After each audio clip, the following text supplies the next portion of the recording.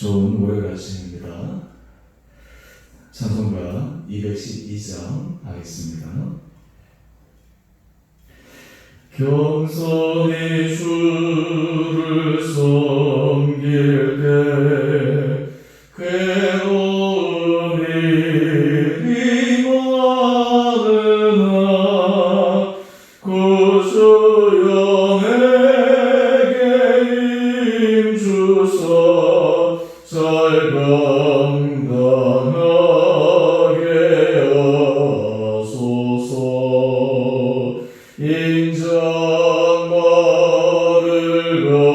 가지고 사랑을 강화시키며 갈 길을 잃은 무리를 잘 인도하게 하소서. 구주의 귀한 인내를 깨달게 하시고 굳건한 믿음 주셔서 늘 승리하게 하소서. 장래의 영광 비추사 소망이 되게 하시며 구주와 함께 살면서 참 평강 얻게 하소서.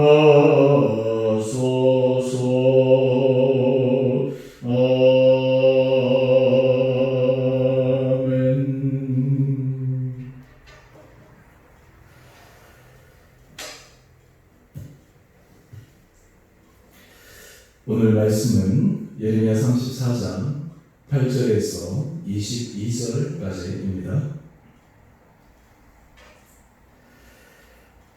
시드기야 왕이 예루살렘에 있는 모든 백성과 한 가지로 하나님 앞에서 계약을 맺고 자유를 선포한 후에 여호와께로부터 말씀이 예레미야에게 임하니라. 그 계약은 사람마다 각기 히브리 남녀 노비를 놓아 자유롭게 하고 그의 동족 유다인을 종으로 삼지 못하게 한 것이라. 이 계약에 가담한 고관들과 모든 백성이 각기 노비를 자유롭게 하고 다시는 종을 삼지 말라 함을 듣고 순복하여 놓았더니 후에 그들의 뜻이 변하여 자유를 주었던 노비를 끌어다가 복종시켜 다시 노비로 삼았더라. 그러므로 여호와의 말씀이 여호와께로부터 예레미야에게 임하니라. 이르시되 이스라엘 하나님 여호와께서 이와 같이 말씀하시니라. 내가 너희 선조를 애굽 땅 종의 집에서 인도하여 낼 때에 그들과 언약을 맺으며 이르기를 너희 형제 히브리 사람이 내게 팔려 왔거든. 너희는 7년 되는 해에 그를 놓아줄 것이니라. 그가 6년 동안 너를 섬겼은즉 그를 놓아 자유롭게 할지니라 하였으나 너희 손주가 내게 순종하지 아니하며 귀를 기울이지도 아니하였느니라. 그러나 너희는 이제 돌이켜 내 눈앞에서 바른 일을 행하여 각기 이웃에게 자유를 선포하되 내 이름으로 일컬음을 받는 집에서 내 앞에서 계약을 맺었거늘 내가 돌이켜 내 이름을 더럽히고 각기 누가 그들의 마음대로 자유롭게 하였던 노비를 끌어다가 다시 너희에게 복종시켜 너희의 노비로 삼았도다. 그러므로 여호와께서 이와 같이 말씀하시니라. 내가 나에게 순종하지 아니하고 각기 형제와 이웃에게 자유를 선포한 것을 실현하지 아니하였은즉 내가 너희를 대적하여 칼과 전염병과 기근에게 자유를 주리라. 여호와의 말씀이니라. 내가 너희를 세계 여러 나라 가운데 흩어지게 할 것이며 송아지를 둘러 쪼개고 그 두 조각 사이로 지나매 내 앞에 언약을 맺었으나 그 말을 실행하지 아니하여 내 계약을 어긴 그들을 그 송아지 두 조각 사이로 지난 유다 고관들과 예루살렘 고관들과 내시들과 제사장들과 있던 모든 백성을 내가 그들의 원수의 손과 그들의 생명을 찾는 자의 손에 넘기리니 그들의 시체가 공중의 새우와 땅의 짐승의 무기가 될 것이며 또 내가 유다의 시드기야 왕과 그의 고관들을 그의 원수의 손과 그의 생명을 찾는 자의 손과 너희에게서 떠나간 바벨론 왕의 군대의 손에 넘기리라. 여호와의 말씀이니라. 보라, 내가 그들에게 명령하여 이 성읍에 다시 오게 하리니 그들이 이 성을 쳐서 빼앗아 불사를 것이라. 내가 유다의 성읍들을 주민이 없어 처참한 황무지가 되게 하리라. 아멘. 오늘도 하나님께서 우리에게 은혜 주셔서 또 이 하루를 믿음 안에서 신실하게 걸어가는 복된 하루 되기를 원합니다. 시드기야 왕이 이제 유다의 바로 멸망 직전에 느부갓네살 왕이 유다의 여러 성읍들을 무너뜨리고 이제 몇몇 성읍만 남겨놓고 있는 상황에서 하나님께서 그들을 지켜주시기 위해 또 하나님 앞에 그들이 자신들의 소원을 올려드리기 위해 하나님께서 기뻐하실 만한 것을 그들의 계약으로 맺습니다. 오늘 바로 그 부분이 우리 8절 이하에 나오는데 그것은 바로 자기들의 히브리 남녀 중에 종으로 삼은 동족 유다인을 다시 해방하여 자유인으로 놓아주는 것이었습니다. 우리 14절에도 그 부분에 대해서 율법에 대해서 나오고 있는데 원래 하나님께서 가나안 땅을 이스라엘 백성들에 허락하셨을 때 각 지파별로 거의 비슷하게 동등하게 재산권을 가질 수 있도록 주셨습니다. 하지만 그 가운데서 여러 가지 상황이나 또 개인적인 또 부족함으로 인해서 자기의 경제적인 여건이 힘들어져서 동족에게 종으로 팔려가는 경우에 하나님께서 2년, 즉 7년째가 되면 그 동족이 자기의 원래 고향으로 돌아갈 수 있도록 자유를 주는 그런 법을 시행하도록 했습니다. 그런데 이 법이 사실은 거의 무용지물로 지켜지지 않았습니다. 어쩌면 재산권과 관계된 부분이기에 더 민감하게 그들이 순종하기가 어려웠는지도 모릅니다.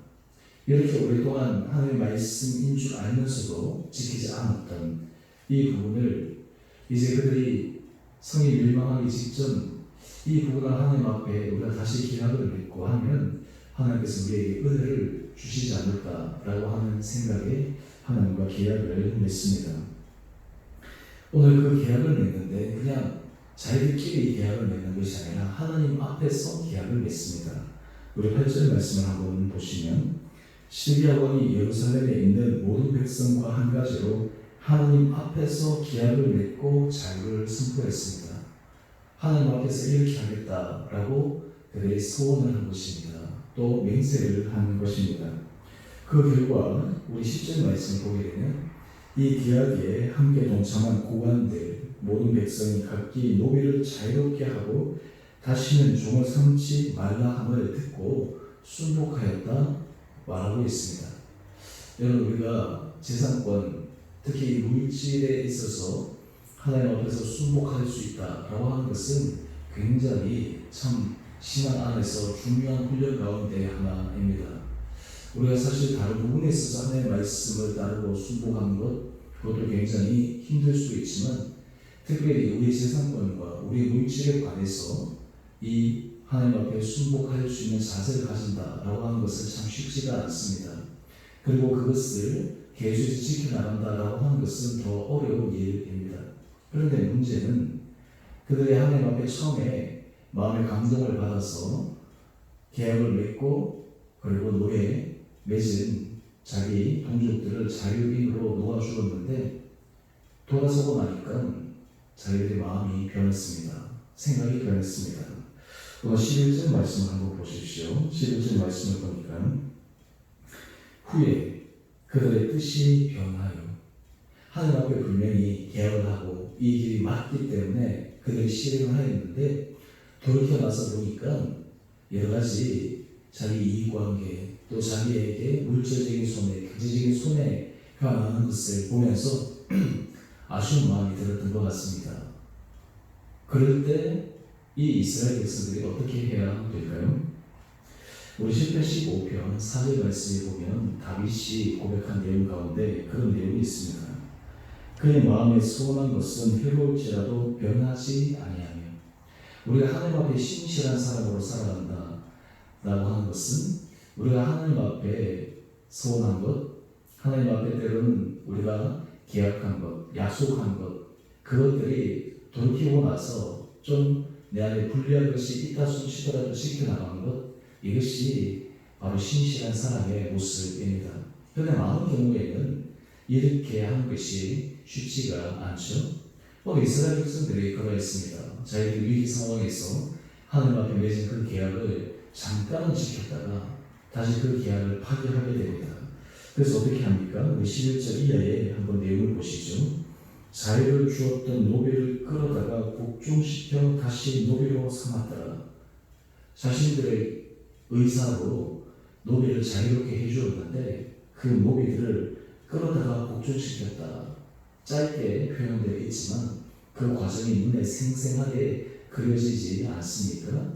놓아주었던 사람, 해방의 기쁨을 맛보고 정말 자유의 큰 기쁨을 맛보고 있는 사람들 어느 날 갑자기 다시 잡아와서 자기 힘으로 자기의 기득권으로 그 사람들을 종으로 삼았던 이런 어처구니 없는 일이 일어나게 됩니다. 우리가 하나님 앞에서 어떤 것을 계약을 맺었다라고 하는 것은 단지 사람과만의 문제가 아니라 그것은 바로 하나님과의 직접적인 문제가 됩니다. 그런데 이스라엘 백성들은 지금 당장 자신의 불편함 또는 자신의 경제적인 물질적인 손해에 관해서 그들이 불편을 겪게 되자 하나님 앞에서 했던 자신들의 계약, 자신들의 맹세를 싸그리 잊어버리게 됩니다. 그 결과 하나님께서 이 예레미야를 통해서 이스라엘 백성들에게 다시금 중요한 말씀을 내리고 있습니다. 그 내용인즉슨 바로 오늘 본문 말씀을 나오는 것처럼 하나님께서 이스라엘 백성들을 완전히 흩으시고 칼과 전염병과 기근을 그들에게 내리시고 그리고 세계 여러 나라 가운데 흩어지게 하겠다라고 이야기를 합니다. 그리고 그들의 그 얄팍한 마음 그리고 그들의 위기 상황 가운데 순간 모면하려고 했던 그들의 이중성에 대해서 하나님께서 무섭게 책망하고 계십니다. 그래서 우리가 큐티 이 제목을 보게 되면 얄팍한 신실함은 오래가지 못합니다. 제가 이 말씀 묵상하고 준비하면서 이 얄팍한 신실함 참 이 말이 좀 가슴에 무겁게 다가옵니다. 여러분 우리가 신실한데 얄팍하다. 하나님 앞에서 얄팍한 신실함 어떤 의미에서 자신이 한 말 그리고 마음으로 소원한 것 이런 것들을 그냥 자신의 상황에 따라서 이익에 따라서 기분에 따라서 바꿔버리는 것 이것이 얼마나 하나님 보시기에 선하지 못한가라고 하는 것을 오늘 말씀을 통해 우리에게 알려주고 있습니다. 그리고 사실 우리가 하나님 앞에 소원이라든지 맹세라든지 이런 것들은 어떤 의미에서 안 해도 상관이 없지만 때로 하나님 앞에 우리가 마음의 감동을 받아 은혜를 받아 또한 여러 가지 삶의 도전을 받아서 하게 되는 경우가 있습니다. 할 때 우리는 그 이후에 그 소원을 잘 지킬 것을 마음속에 염두에 두어야 되고 또 그리고 그 길을 걸어가는 것이 필요합니다. 사사기 11장에 보면 입다 얘기가 나옵니다. 입다가 이스라엘 백성들이 암몬 족속에 의해서 큰 고통을 받고 있을 때 그들의 구원자로 나섭니다. 근데 암몬과 싸우려고 하다 보니까 뭔가 확실한 승리의 표징이 필요해서 그냥 하나님 앞에 소원합니다. 만약 하나님께서 나로 하여금 암몬 자손의 손에 우리 백성들을 구해 주시면 내가 전쟁에서 돌아올 때 나를 가장 먼저 맞아줄 사람을 하나님께 드리겠습니다. 라는 소원이었습니다. 굉장히 무서운 소원인데 그만큼 일단은 그 암몬과의 전쟁을 앞두고 너무나 급박한 상황 가운데 하나님의 도움의 손길이 필요했기 때문에 그런 소원을 했습니다. 문제는 전쟁에서 승리했습니다. 그리고 집에 돌아왔는데 자기를 가장 먼저 맞이할 사람은 자신의 외동딸이었습니다. 일딸 입장에서는 참 난감합니다.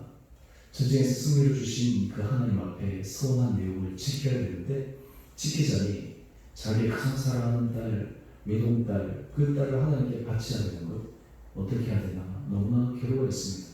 그때 이때 딸이 얘기합니다. 아버지, 저에게 일정한 시간을 주시면 내가 여러 가지 삶을 다시 한번 정리하고 또 슬퍼하는 주는 시간을 가진 후에 아버지의 소원대로 하십시오. 그리고 결국에는 그 소원대로 행하게 됩니다. 이 사건은 참 비극적인 결과인 것 같고 어떤 의미에서 가슴 아픈 이야기인데 중요한 것은 하나님 앞에 행한 그 소원을 지키는 데 있었습니다. 여러분, 우리가 삶 가운데 하나님 앞에 맺은 소원들, 하나님 앞에 한 약속이 있다면 우리가 그것을 잘 지켜나가는 것이 필요합니다. 우리가 때로는 상황의 윤리에 상관없이 그것을 지켜나갈 때 하나님께서 그 약속한 것 이상으로 더 넘치는 은혜로 채워주시리라 믿습니다. 오늘 이스라엘 백성들이 멸망하고 이스라엘 백성들이 그 위기 상황에서 벗어나지 못했던 이유 중에 하나는 하나님 앞에서 타락한 부분들도 있었지만 하나님 앞에서 심지어 그들이 절박한 상황 가운데 그 구원의 길을 열어주기 위해 하나님 앞에 기약한 소원조차도 순간의 얄팍한 자기의 감정의 동요를 말미암아 파괴해버릴 수밖에 없었던 바로 그들의 신실하지 못한 믿음의 모습이 그들의 멸망을 자초하게 됩니다. 우리가 오늘 이 아침 하나님 앞에 우리 마음을 더 정직하고 진실하게 살펴볼 수 있는 시간 갖기를 원합니다. 우리는 정말 하나님 앞에 우리가 하나님 앞에 향한 소원들이 있다면 그것을 잘 지켜가고 있는지, 또한 동시에 우리가 하나님 앞에 약속한 것 그것이 아무리 작은 것이라 할지라도 그것을 정말 신실하게 해나가고 있는지 이것을 점검해 볼 필요가 있습니다. 제가 어제 주일 설교를 하면서 난관을 넘어서기 위해 우리가 하나님 앞에서 정말 좋은 영적 습관을 만들고 영적 습관을 지켜나가는 그런 것이 필요하다 말씀을 드렸습니다. 우리 안에 결심한 것, 또는 우리 안에 하나님 앞에서 그렇게 하겠다라고 마음으로 우리가 결심한 것도 우리 하나님 앞에서 잘 지켜나갈 수 있는 은혜를 구하게 되면 하나님께서 우리 삶에 신앙 안에서 기뻐가는 그런 깊은 그런 차원으로 우리를 인도하시리라 믿습니다. 오늘 이스라엘 백성들은 그들의 얄팍한 신실함으로 하나님 앞에 화를 초래했지만 오늘 우리의 삶은 정말 하나님 앞에서 온전한 신실함으로 주 앞에서 하나님께서 기뻐하시는 약속의 사람, 그것을 지켜가는 사람, 그런 은혜를 받아 한 걸음 한 걸음 걸어갈 수 있는 복된 하루 되시기를 주님의 이름으로 축원드립니다. 그래서 우리가 주님 앞에 올려드린 기도나 말이나 모든 것들 가운데 하나님께서 아름다운 선한 열매가 우리 삶의 자리에서 주렁주렁 맺힐 수 있는 축복된 삶을 살아갈 수 있도록 주님께서 우리에게 은혜 도와주시기를 다시 한번 주님 이름으로 축원드립니다. 우리 함께 기도하겠습니다. 사랑하는 주님, 참으로 감사합니다. 오늘 이 아침 또한 주님 앞에 우리 마음을 내려놓고 주의 말씀을 듣고 묵상하며 갈 수 있는 은혜 주신 주님, 오늘 이스라엘 백성들이 하나님 앞에 맺은 계약조차도 그들이 유불리로 인해 하나님 앞에 맺은 계약도 쉽게 버렸던 그들의 얄팍한 신실한 모습을 보면서 오늘 우리들이 하나님 앞에서 어떤 마음의 중심을 갖고 있는지를 다시 한번 점검해 봅니다. 주님, 우리에게 은혜를 허락하여 주셔서 우리가 정말 주님 앞에 언제나 신실한 사람의 모습으로 걸어갈 수 있도록 우리를 붙들어 주시옵소서. 주님을 흩어져 있는 우리 온 성도들 한 사람 한 사람들을 은혜 가운데 잡아주시고 능력 가운데 붙들어 주시고 우리 모든 길 가운데 하나님의 선한 손길을 경험하게 하여 주시고 힘들고 어려운 순간에서도 주님의 도움의 손길로 말미암아 그 어려운 순간순간들을 잘 넘어갈 수 있도록 우리 성도들을 축복하여 주옵소서.